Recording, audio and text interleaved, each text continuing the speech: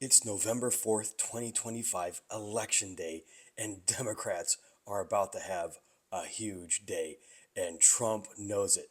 Let's get into it.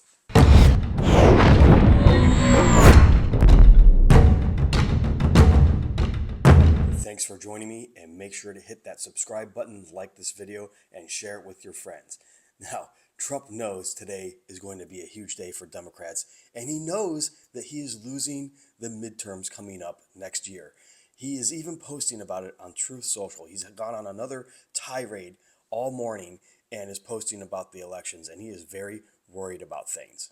He has realized that he is about to become a lame duck president again and is saying that the Republicans need to use the nuclear option to reopen the government and to pass all their legislative proposals because they just want to circumvent the Democrats, circumvent bipartisanship, and go around everything and just do whatever he wants and pass every piece of legislation he wants because he knows in a year from now he's not going to be able to do anything and they are all going to be under investigation. There is record voter turning out across the country for an off-year election. This is just something that's never been done, unheard of, and it's very inspiring, and it shows that the Democrats have the momentum, and there is a lot of enthusiasm among the party, and it's among just voters in general. It's not just Democrats, it's Republicans and independents showing up to put Trump on check, and this is going to be a referendum on his policies and his presidency right now, today. Trump is so desperate that he has endorsed Andrew Cuomo, a Democrat. He said he'd rather have a bad Democrat as mayor of New York than a communist. He accuses Zoran Mondami of being a communist, which is simply not true. Yes, he's a Democrat socialist, but so is Bernie Sanders and AOC and lots of other Democrats that are very popular within the party.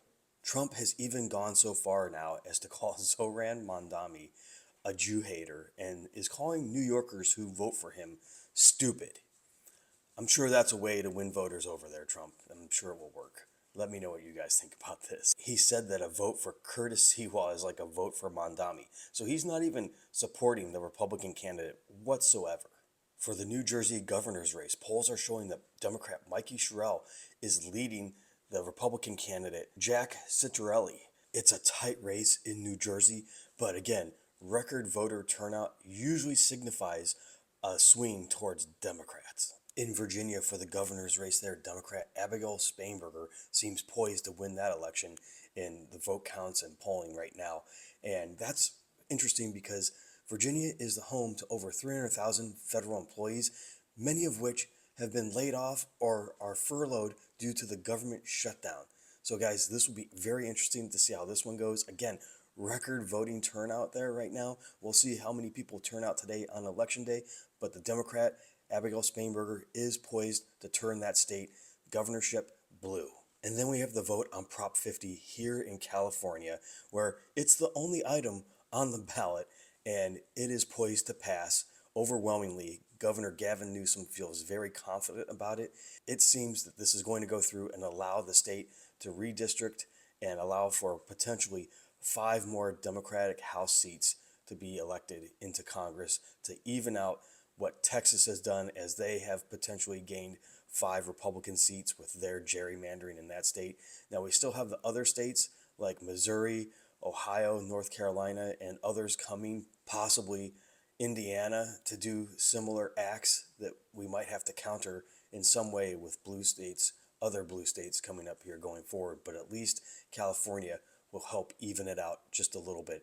And again, Trump knows they are losing. That's why he's trying to rig the game. He's trying to rig it before it's even started because he knows he is deep underwater. He knows he's the most unpopular president ever. He knows that his policies are the most unpopular and that nothing he is doing is working. He's broken all his main promises during his campaign. He hasn't brought the cost of anything down for anyone, and that's the number one reason people voted for him according to exit polling from the 2024 election.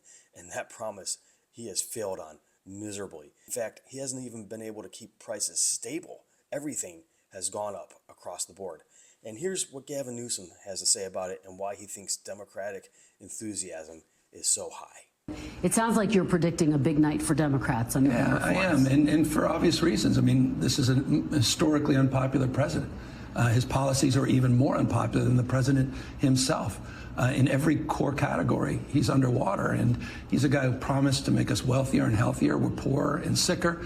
Across the board, people are starting to realize that not only is our coffee more expensive, their beef is more expensive, but the cost of an automobile is more expensive. Since he became president, the cost of utilities, all the things he promised to solve day one, he hasn't solved. So his recklessness aside, his style aside, the substance he hasn't delivered. And that's why, again, we're here, Prop 50, because he knows he's going to lose the midterms, and he's trying to rig the election before one vote is cast. It's not that hard to figure out, and typically when Democrats win this election cycle that's happening now, they typically have a wave and take back control of the House in the midterms. So that's what they're freaking out over. That's what Trump's freaking out over. So we'll see what happens here. I must say, though, I do take a little bit of joy in watching Trump panic in his Truth Social tirade over the elections going on today. His attacks on Democrats just prove how weak he is and how scared he really is. But what I think he is most scared of after these elections are done and the midterms is, so far, he's been able to keep the Epstein files hidden, under seal. But they will come out eventually, and he fears that, I think, most of all, and that's, I'm sure, what's top of his mind when going over and looking at the results of these elections and what's to come, because those files ultimately will come out. We will see them. And even Marjorie Taylor Greene has said she will go on the House floor under the protection rules of Congress and name the names of those she knows are involved in the Epstein scandal. And Trump knows when the most MAGA of MAGA, Marjorie Taylor Greene, flips on you, things are not good. I think after this election is over, we might see an end to the government shutdown here very soon. I think they're really just kind of waiting to see what happens here. And then I think we'll see some movement, and there'll be even more pressure on each side. But I think the Republicans, if they get beaten really bad here, will have to fold to the Democrats and negotiate on health care. Let me know what you guys think about this. Comment, like, share, spread the word. Make sure to subscribe, and I'll see you back here for the 411.